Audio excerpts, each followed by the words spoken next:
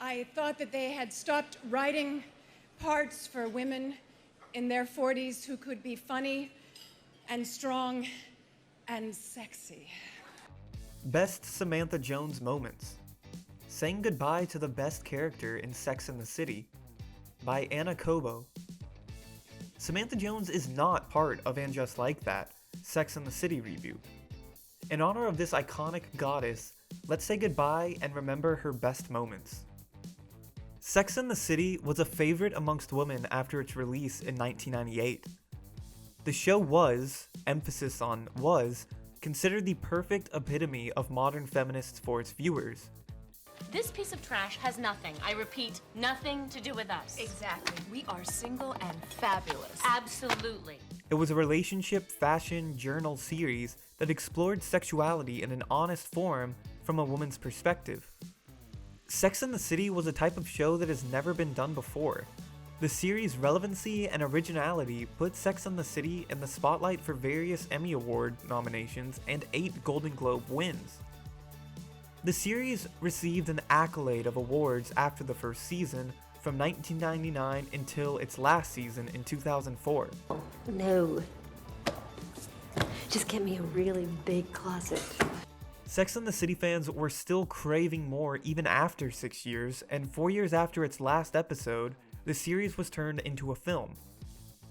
The film was a commercial success, and it paved the way for a second film in 2010. 2 films and 11 years later, Sarah Jessica Parker realized she was not done with Carrie Bradshaw's life, and she decided to executive produce a limited series reboot with HBO called And Just Like That. Right, it was a show written about a woman who wrote a column, and in this column she talked about these 3 extraordinary people in her life. Those people became extraordinary in my life. There's still no trailer for the show, but news about the new Sex and the City reboot does not seem to cease. Several controversies have been following the news of the reboot since it was announced back in January because, as I said, it was considered a feminist Bible, but in the new woke era, the show seems far from woke. Is he?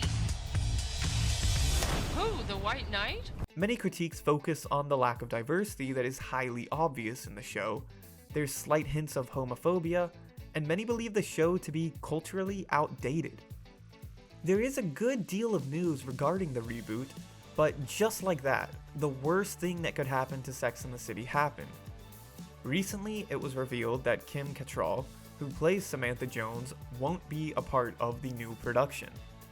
A missing Samantha Jones stopped the exciting factor for this reboot because, for me, Samantha Jones was the sex inside the city. I was having so much more fun than Carrie on Sex and the City because she was always troubled about things and I was just having fun, my character. Samantha Jones was the ultimate sex-liberated woman who gave no mind to what anyone else thought. Her philosophy in life was a perfect example of how I wanted to live my life, not caring about anyone's opinions and doing as I please. It's not like she had a perfect life. Samantha did have her humiliating moments, and as a preteen, I wished never to have to endure moments like those as a grown woman. But I always wanted to be more of a Samantha Jones than a Carrie Bradshaw. This is about the blowjob, isn't it?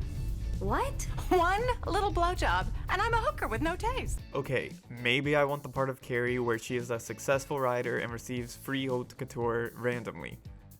Because I cannot emphasize enough how much Mr. Biggs and Carrie's relationship infuriates me. Big is the epitome of an awful man-child, carrying thousands of red flags. And I'm not even going to mention Carrie's role in this relationship. It is exhausting even to try to analyze. We were perfectly happy before we decided to live happily ever after. Guess the joke's on us. But when it comes to the characters in Sex and the City, Samantha Jones is the one that has left an iconic and badass footprint for many modern women to follow. Samantha Jones was not only a PR boss. but she never caved into people's judgment or ideas of who she was supposed to be. Her honesty and pure openness with sex made for a sort of role model needed at the time. I believe many women want to be more of a Samantha Jones because of her approach to life than the other characters. Yes, I need glasses and I am not ashamed. I have a sexy young man who loves to fuck me and I'm fabulous. And after the news of her absence in this new reboot, there needs to be a digital cocktail party where we honor the ultimate sex goddess and say goodbye to the queen of unfiltered badassery with a cosmopolitan in hand as we commemorate her best moments. When she always has her friends' backs. Samantha puts herself first when it comes to men, but she is always there for her friends. In season 1, Charlotte and Samantha attend a New York City socialite's, Lainey, baby shower. I'm gonna have a big drink. Jealous? Their pregnant friend reveals that she is naming her baby Shayla, which turns out to be Charlotte's secret dream baby name. Charlotte is furious and tells Samantha about it. When Samantha hears the news, she does not hesitate to call the pregnant lady out and proceeds to leave the baby shower with Charlotte. That's not the point. What's going on? She stole my baby name. You bitch. When she stood up for herself, which was all the time. There are many moments during the 6 seasons where Samantha stands up for herself, but one moment that resonates significantly with her character is in season 5. After Samantha gets caught by Carrie giving the delivery man a blowjob, Samantha feels incredibly judged by her best friend. The whole episode feels like Samantha has to crawl back and hide from Carrie because of the uncomfortable encounter, but Samantha is one to realize when she is not honest with herself quickly. Samantha meets up with Carrie to let her know what's on her mind. She walks up to Carrie and says, And I will not be judged by you or society. I will wear whatever and blow whomever I want as long as I can breathe and kneel. dumping Carrie's judgments in the trash once and for all, when she put Richard in his place. In season 4, Samantha wants a job with hotel tycoon Richard Wright, but when he refused to give her the job, although she is the best candidate for it, Samantha does not wait to give him her 2 cents.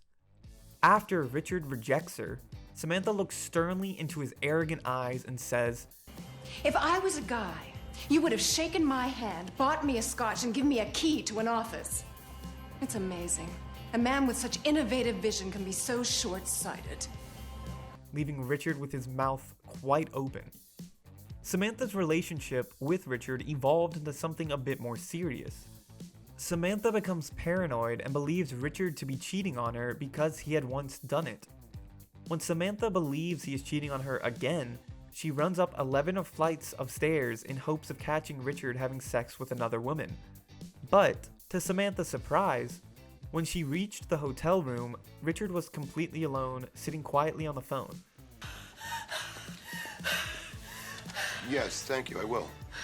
Samantha quickly realizes the type of woman she was becoming. One that was utterly obsessed with Richard's doings, or rather, wrongdoings. She decided it was time to let their relationship go and tells Richard the most quotable Samantha Jones line. I love you. I love you too, Richard. But I love me more. When she sets the girls straight with their biphobia. Samantha Jones is the character that is considered to be the most hypersexual of the 4. She is referred to herself as a trisexual, meaning she will try anything once. In season 3, Carrie dates a bisexual man, Mark. All of the girls have lots to say. Carrie, Charlotte, and Miranda feel iffy about the whole subject. The 3 girls don't know what to think of Mark. Samantha, on the other hand, disagrees with her friend's thoughts about bisexuality. Not marry the guy, you're making out with him. Enjoy it, don't worry about the labels. She asks them to stop worrying about the labels and appreciate the openness of bisexuality. This sort of talk was quite woke for the time. Remember, it was at the start of the millennia. When she brought the girls back to reality. When Sex and the City was released in 1998, audiences did not know what to expect of Carrie Bradshaw, Samantha Jones, Miranda Hobbs, and Charlotte York.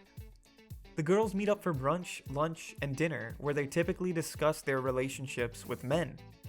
In the first episode ever, when Carrie and the girls are talking about Mr. Right, Samantha talks sense into the girls, saying, The right guy is an illusion. and you understand that you can start living your life. Goodbye, Samantha Jones. Hello, Reboot. It's hard to imagine how the new series will take place without Samantha. As I said, she was the sex in the city. Samantha Jones remains to be the most quotable character of the show, and we will remember her even after she is gone. With the Samantha Jones philosophy of life, we will welcome the new reboot with open legs, I mean arms, and hope for a more diverse world.